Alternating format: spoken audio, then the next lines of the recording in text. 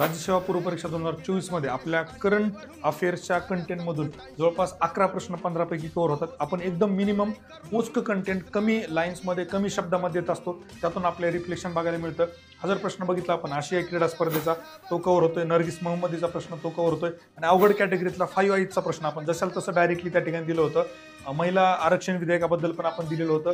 त्यानंतर global hunger index बद्दल पण आपण दिलेलं होतं. एम.एस. स्वामीनाथन यांच्याबद्दल, कर्पूरी ठाकूर यांच्याबद्दल आणि त्यानंतर मी स्वतः हँडरिटनमध्ये लिहिलं ऑपरेशन कावेरी, ऑपरेशन गंगा, देवी शक्ती.